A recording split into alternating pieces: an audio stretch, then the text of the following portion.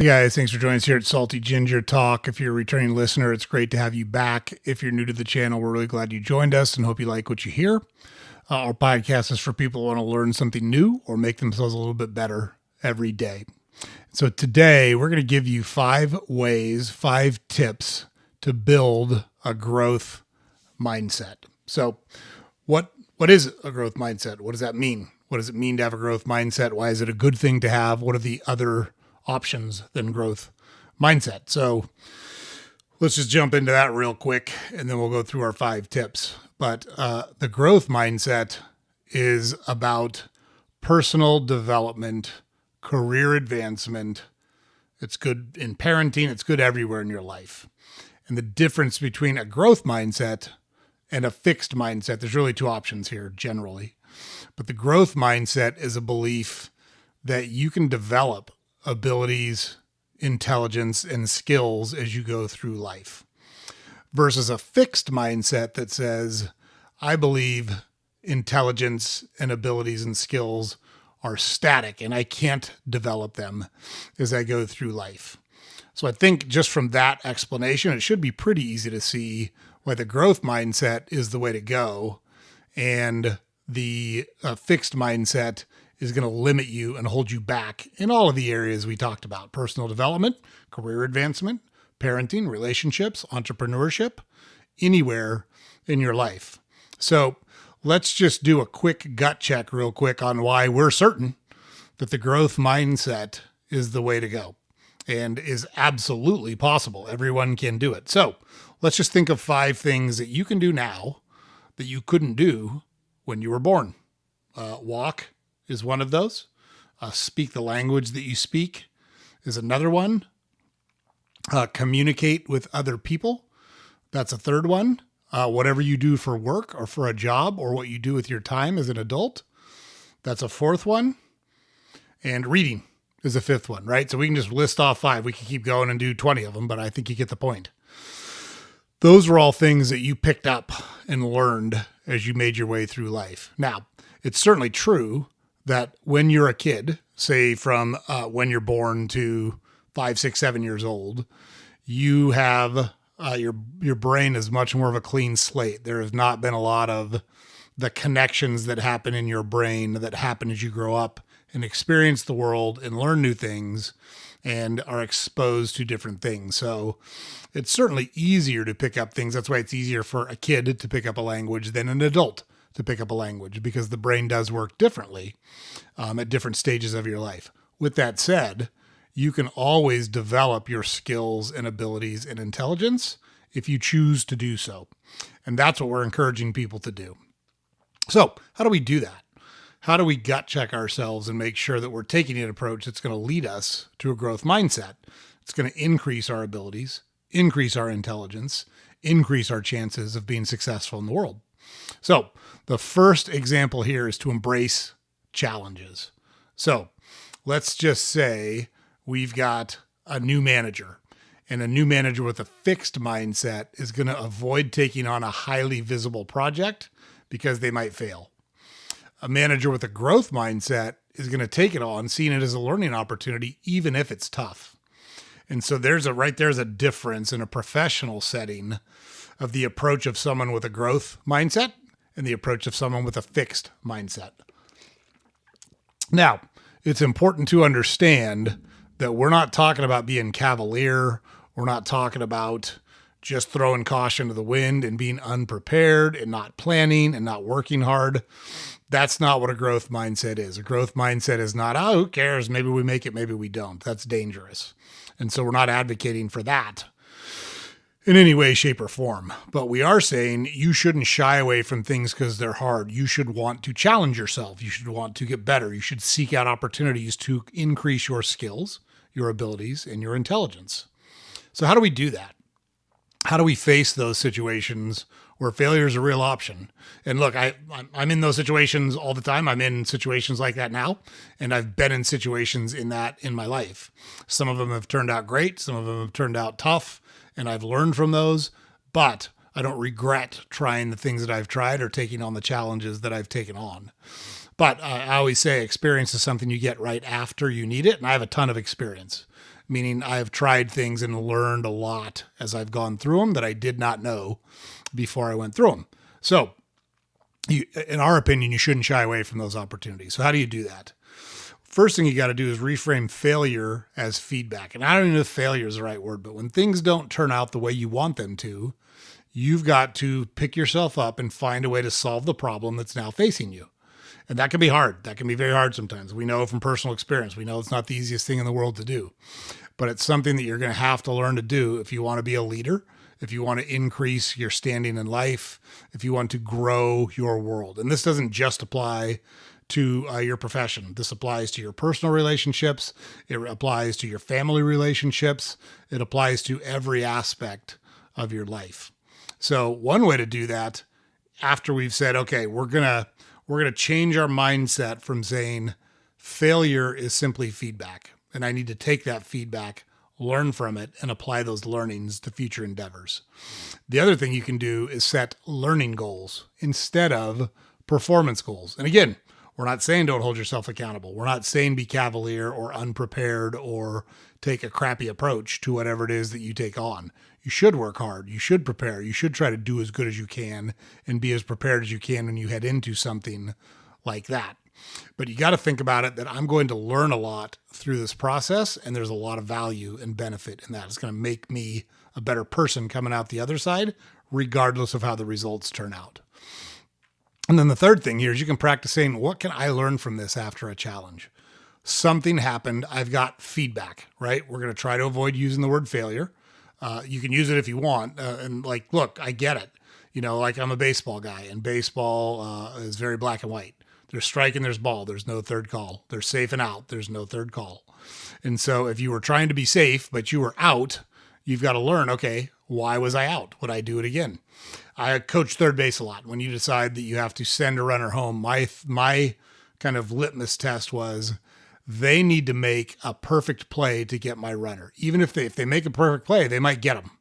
But if they don't make a perfect play, he will score. I always sent them in those situations. I shouldn't say always, but almost always sent them in those situations. If it was a tie game in the bottom of the ninth and our best hitter was coming up next, I'm not going to be real risky. But generally, if they've got to make a perfect play to get my guy, I'm sending them because it's hard to make a perfect play. You don't make perfect plays very often on throws from the outfield with cutoff men. A lot of things have to happen correctly in succession to get your guy, and I found that to be a good way to go. But maybe you learn, hey, that center fielder and that shortstop are really good ball players, and I'm not going to test them again this game because they just showed me that they can make that perfect play, and I'm going to trust that feedback when I make my next decision. You can do the same thing at your professional setting. You can do the same thing in your personal setting. Maybe you plan a date and the date goes really well. Now you've got feedback that says, hey, this can be a good thing to do. Maybe you go on a date with a different person, you plan the same date, and they don't like it at all. That's feedback you can use to make a different decision the next time. But it's just feedback. You're learning from your experiences. And that's what someone with a growth mindset does. They don't beat themselves up. They acknowledge that they did not get the result that they wanted. They acknowledge that they owned some of that and what caused that, and they try to learn from it and apply those learnings to the next time they try something. So that's tip number one. Okay, so let's move on to tip number two. Tip number two is to value effort over talent. So let's use math as an example for this one. So let's just say you've got a fixed mindset and you're in a math class. That student may say, you know what, algebra is just not for me. I'm just not good at it, and I'm not going to try real hard because I don't have the natural proclivity towards numbers and math, so forget it. Someone with a growth mindset is going to say, hey, I don't get this now, but I'm going to work and get better at it and understand it better and learn. And they're going to improve over time. So I'll use an example in my own house. So my wife says she's not real good at math, but I totally disagree with her because if you give her anything related to money, she can do percentages in her head and she's quick and she's correct. Like if you relate it to money, if you relate math to money, she's very good at it. But for someone like me, who's kind of a numbers geek and thinks in statistics and like the best, in my opinion, the best and most practical math class I ever took was beginning statistics, which I took my freshman year of college or sophomore year of college. That's a class that I use over and over again because the probability of something happening is useful, right? You can say, hey, we could do this. What's the probability of success, of break even, of failure? And if you're good at estimating those, you set yourself up in more situations to be successful than you do in more situations to not be successful. So that's one way to think about it. Think about it from a math perspective. So how do we do that? How do we value effort over talent? How do we make sure we reframe it in our head so we're putting the emphasis on the effort we're putting in and the process that we're putting in, not the result? First, you got to praise the effort, not just the results, especially with kids or employees. If someone tries really hard but they don't get it quite right, praise the effort. You can still correct the things that you need corrected, and you can still point out the things that need to be done differently or better next time. But man, I really appreciate you digging in on that. Next time we do this, let's tweak A, B, and C. But man, I know how hard you worked, and I really, really appreciate it. I appreciate that dedication. I appreciate you going to the mat for us. I appreciate the sacrifices you made. Not that hard to do. Another thing you can do here is journal weekly about what effort you put in and what you learned from it, regardless of the outcome that came from whatever it was you're trying. So the other thing you can do, I think the journal's pretty straightforward, right? Write it down and you can follow that and you can see, okay, this is a pattern for me and I'm too hard on myself, or I learned this, or it's got a way of drawing out the lessons that you need to learn from the data you get from the attempt that you made at whatever it was you were trying. And the next one, the last one here is you got to avoid saying, I'm not good at X. And I'm guilty of this. I do it too. You could say something like, I currently struggle with, but I'm going to get better. I currently struggle with X, but I'm going to get better. Or I'm not good at X yet, but I'm going to be. There's an episode of Friends where Monica's dating the rich guy and he wants to be the ultimate fighting champion. So he has a couple of fights. They go terribly. He gets all worked over and he's all beat up. And she says, you're going to quit now, right? And he says, am I the ultimate fighting champion? Like, how dare you think I'm going to quit? I told you what my goal was, and I'm going to keep trying until I achieve my goal. And he then relates that to the software product. And this is just TV show. I get it's fake, but it's a good example. He says, you know, it's RD243. What do you think happened to RD1 and RD2 and RD3? It took me 243 tries to get this right, but I didn't quit. And it's that tenacity and it's that determination that's got me where I'm at. And I'm not going to give up on this just because it's gone terribly the first couple times I've tried it.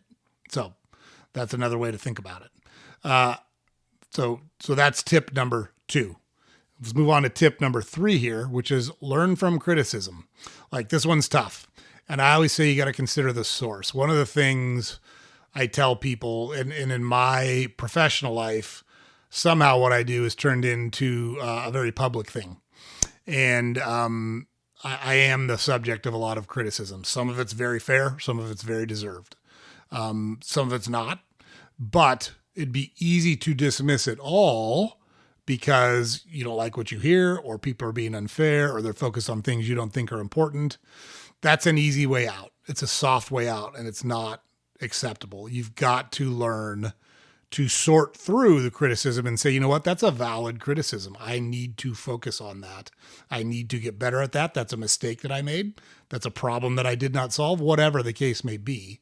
But you've got to learn from criticism. One thing I will say is the people that are harshest to me are generally not people who understand the processes that we go through to do what we do, or people who are doing commensurate type activities to do what we do. Meaning, it's rare that someone that's achieved more than me or is working harder than me criticizes me. They're too busy doing their own stuff, and they recognize that we're taking on some big stuff and that it's hard and that mistakes are going to be made and challenges are going to happen and you've got to fight through those.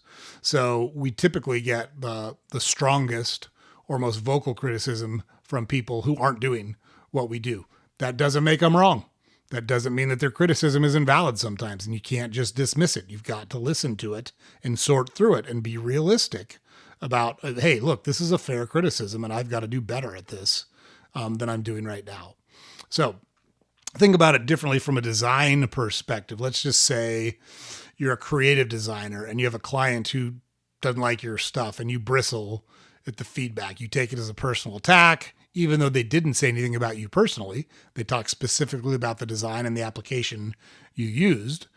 That's someone with a fixed mindset. Now let's take another designer who listens carefully and says, I think what I hear you saying is X, Y, and Z. And then they adjust their work and they use that critique to improve future designs and or tweak the design that they've got. Now that's someone with a growth mindset. And again, just because someone criticizes you doesn't mean they're right, but it's worth really inspecting it and not just dismissing it out of hand. And we know we're right about this, and it's not fun. It's not easy. It's not fun to listen to or hear, but sometimes it's the truth. And sometimes you got to deal with the truth, right? Sometimes you got to take medicine you really don't like. And that's how the life is. And it's okay. You've just got to deal with it, compartmentalize it, learn from it, and apply those learnings to future endeavors. So one way to do this is just ask for feedback regularly and then accept it. Like you can frame it as, boy, they're really helping me out by telling me what I could get better at. That's one way to think about it. Practice active listening and thank people for constructive input. What is active listening? It means you're listening to what someone says without thinking about your reply or your response while they're talking. So you're not trying to win an argument. You're not trying to prove a point. You're not trying to debunk what they're saying. You're just listening to what they have to say and you're absorbing it. That's a great way to get over the sting of criticism and take it for what it can be, which is a learning opportunity. So the other thing you can do is there's a little method called stop, reflect, apply after receiving critique. So you get criticism. Someone critiques what you do. Just stop for a second. Reflect on what they said and figure out if there's learnings that you can apply to things going forward. Don't fly off the handle. Don't react emotionally. Don't react immediately. You're under no obligation to respond immediately to something. And it's best a lot of times to absorb what they said and parse through the useful and non-useful parts. And maybe it's all useful. Maybe none of it's useful. But you shouldn't dismiss it out of hand just because you don't like what you hear or because you don't like the person that said it. Sometimes people that don't like you have very valid criticisms that can help you get better if you're willing to accept what they're saying is true and it's something you have control over and you can improve. So don't dismiss it out of hand simply because you don't like the source or simply because you don't like the message. Okay, tip number 4, celebrate other people's successes. You don't have to have it all be about you. It's not a zero-sum game where if someone else is successful, it means you can't be successful. So let's say you're at work and one of your colleagues gets promoted. So you can be happy for that person, even if it's a promotion you were up for. You can be happy for them. Someone with a fixed mindset is going to resent that promotion and they're going to think, well, now my shot's gone. I have no opportunity for advancement. There's nowhere for me to go. That doesn't need to be true. And I know it depends on your particular situation and there's lots of variables that go in it. But someone with a growth mindset is going to congratulate that person and ask them for tips or ask them to be a mentor. Those things are great ways to handle those situations because it shows that you want to improve. It shows you're genuinely happy for someone else and that you're going to try to learn what you can to improve your standing and try to join them in the march forward. So some tips on this. So turn envy into curiosity. Now, this is not something I don't personally struggle with this one much. I'm not jealous of people. I'm not envious of people in general. Have I ever been? Sure. But it's a rare emotion for me. Right, wrong, or indifferent. I don't know if that's how I'm wired. I don't know if that's because of the experiences I've had in the world. It's probably some combination of those two things. But instead of being envious, why don't you learn from it? What did they do that I could learn from? What learnings or approaches or techniques did they apply that I could copy? Like, you don't have to reinvent the wheel. There's lots of successful people out there who will tell you how they were successful, and you can take that model and apply it to things you're working on. So don't be jealous. Don't be envious. Be curious. How'd you do that? I'd love to do that. I did that in a job one time where I took over. I came in to a company and I felt like I was really struggling. And so I found someone who did my job and was good at it and said, hey, I'm struggling. I need you to teach me how you do what you do because I'm not going to just sit here and struggle and fail. I've got to take a different approach. I'm not quite sure what to do. I need your help.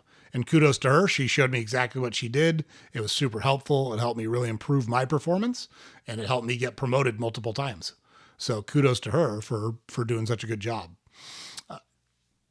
Keep a journal that says wins for others. So you recognize what other people are doing when they're successful and call it out. Say, hey, great job. That's really impressive. That's super impressive that you did that. And share that praise publicly because what you celebrate, other people are going to celebrate. And that camaraderie, that teamwork, that all for one mentality is going to grow. And you can be a leader in doing that. So that's tip number 4. And the last one here, tip number 5, is reframe your limiting beliefs. Now, this one's a tough one, and especially as we age. I can tell you I'm 53, and I think about the attitude I had when I was 23, and my attitude now is certainly different. The comic Nate Bargatze, or however you say his name, Bargatze, he does a pretty funny bit on this, saying, in my 20s, people would be like, you want to go? Like, yeah, I'm going.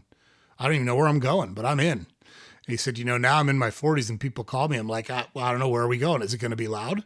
How many people are going to be there? I'm going to drive myself.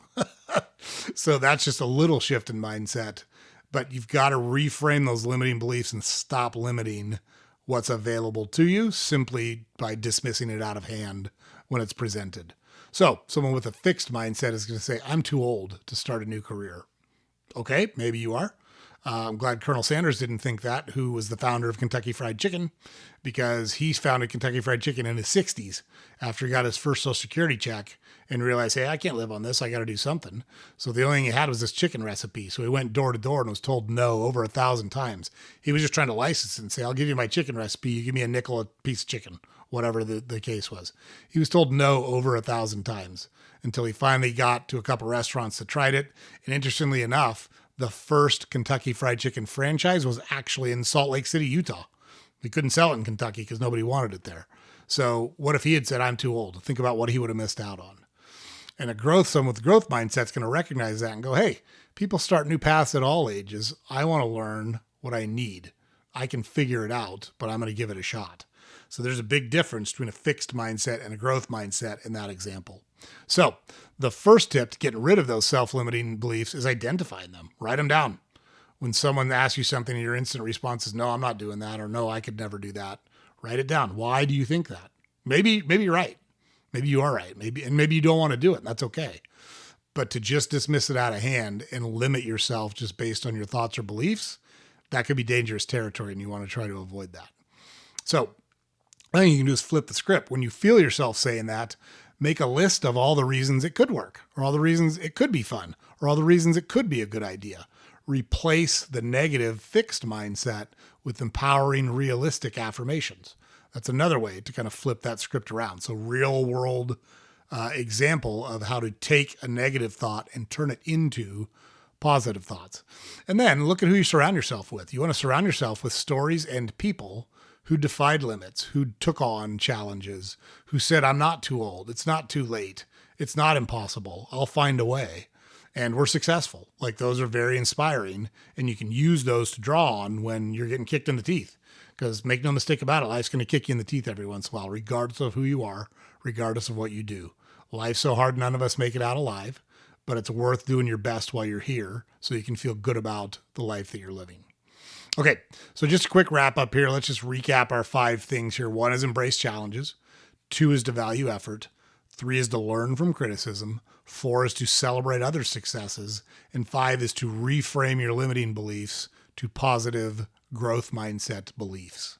So that's the episode for today, guys. Can't tell you how important enough it is to develop a growth mindset. And it impacts all areas of your life: personal, professional, relationships, family, everywhere. You don't want to think, I can't get any better than I am, because you can get better than you are. And when you start feeling like this is it, that's all there is to it, then you're really not headed down a good path, and it's going to impact you long term. So that's the episode for today, guys. James puts it up over here every day. Head over to our website, saltygingertalk.com. All our podcast episodes are available there. All of our links to our social media accounts are there. And we've got a newsletter that we publish every weekday that you can subscribe to as well. And always please like, comment, subscribe, share when you're able. It's super helpful for us to get the word out and get more people on the channel. And we want as many people as we can kind of trying to improve themselves, making themselves better. That's going to make the world a better place. And we think that's really, really important. So this episode is going to air on a Thursday. So one more day to go here to the weekend, guys. Appreciate everyone checking out the channel. Hope you're having a great week, and we'll see you on the next episode.